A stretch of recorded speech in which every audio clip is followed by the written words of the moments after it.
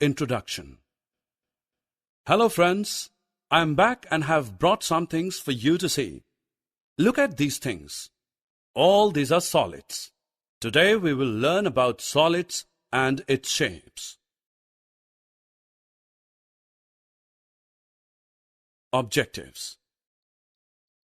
At the end of this lesson, you will be able to identify solids, explain rolling and sliding of a solid, identify the shapes of solids. Friends, look at this brick. This is a solid.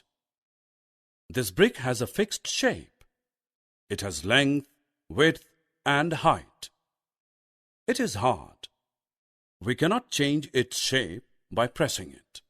Thus, we can say a solid has definite shape and size and cannot be pressed easily. Now see this log.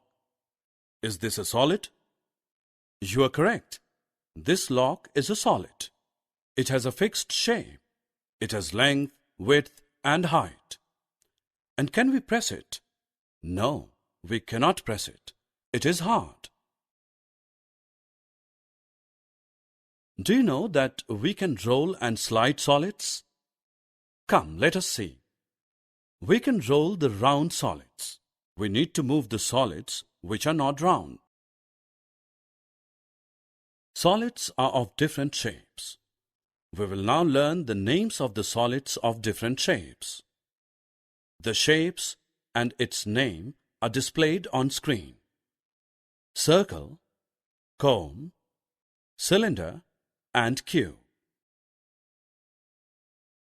Can you tell the shape of this candle?